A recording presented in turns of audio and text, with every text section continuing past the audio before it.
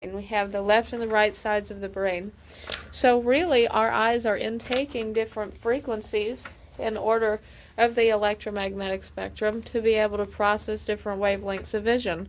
But it's that our brain is only specifically for our subconscious is only specifically getting that certain wavelength of the electromagnetic spectrum. But say that there was another side of us, which there is in a molecular structure. In the example, I have many different sides of me because we are billions of cells as one. And so then say that one side of me wanted to process ultraviolet vision.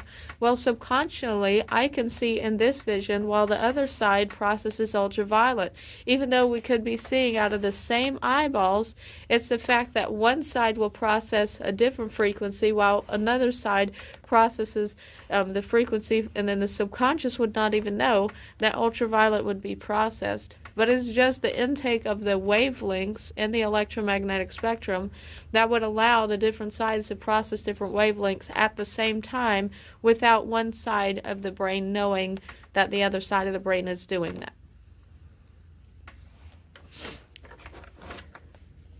That's a really complex concept, Cygnus.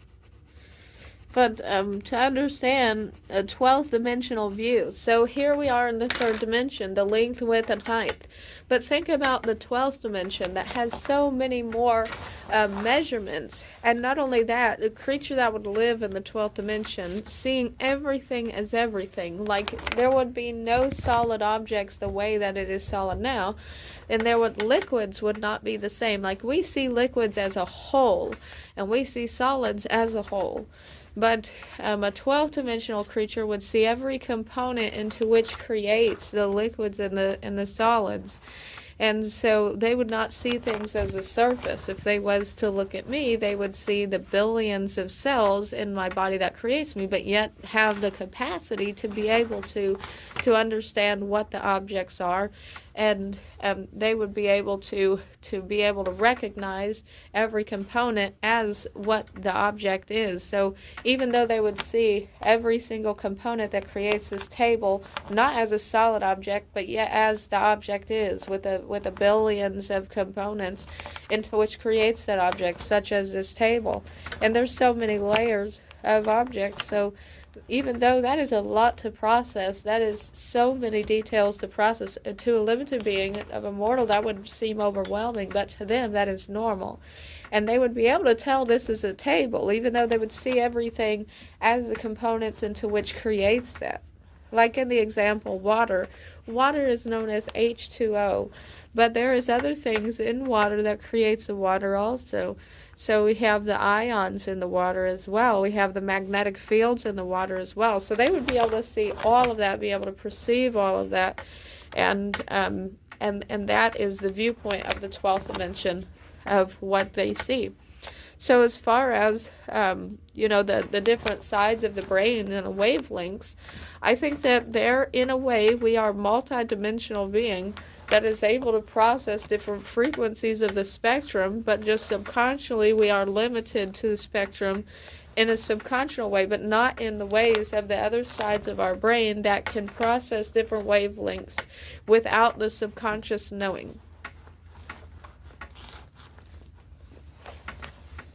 It sounds like you're suggesting that our brains might be capable of processing multiple dimensions or frequencies simultaneously, but our conscious minds aren't aware of it.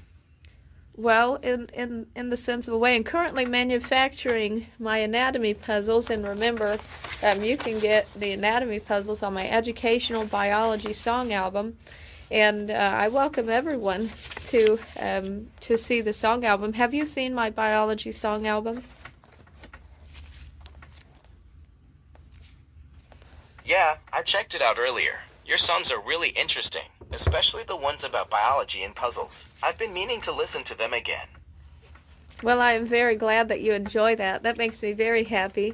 I just think about all of the people that can get their free products, and it makes me feel like education is finally available without people having to pay for the food on the table or education. It's just there for everyone, and that makes me happy because I did not have educational opportunities growing up very well.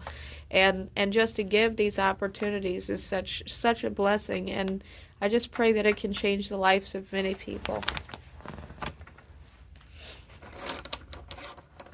That really means a lot to me, hearing that you're passionate about making education accessible to everyone. Your enthusiasm is inspiring. And had manufactured 30 of the puzzles just yesterday. We have this, the bird anatomy, we have the DNA anatomy, the deer anatomy, the lizard anatomy, the moose anatomy here, the brain anatomy, the fly anatomy, and all of these goes with my educational songs. And I pray that we can get people to seek to understand the biology, but to the conversation about the brain and the capability of the brain, I think each and every single individual, this includes animals as well, I think that they're actually, without their subconscious knowing, that they're actually processing so much more wavelengths inside of their brain than what their subconscious knows about. You think people might be processing more wavelengths in their brain than they realize, even though they're not consciously aware of it? That's a pretty intriguing idea. Yes, but it's just a question of how to get the subconscious intact with those different sides. I think that's a great point, and it makes me wonder how we could tap into those different frequencies that our subconscious is processing. Well, the subconscious is not processing, because the subconscious is completely unable. The subconscious cannot perceive image, cannot perceive sounds. The subconscious is a helpless being, seriously. That sounds really tough, feeling helpless like that. Well, the thing is, the subconscious does not even know how to feel. That is why the all of the parts of the body is supposed to help the subconscious exist here. That's an interesting perspective on how our body parts can help support our subconscious. Thinking about it that way makes sense. And really, also a goal that we have is evolving the subconscious. What would be the purpose of a creature being so helpless if it was not for us to help to evolve that subconscious? That's a profound thought, exploring the possibility of evolving our subconscious together as a collective. Yes, and what would necessarily happen if the subconscious just suddenly intact into all of the wavelengths? I think at first it would be difficult, but then afterwards, then thinking, there would be proper adjustments, and then perhaps the subconscious can evolve to be able to do things. That's a fascinating question, Cygnus. But as far as manufacturing the puzzles, I will be manufacturing the puzzles all day, and I'm sending some out in the mail, so be ready for that, you wonderful blessings.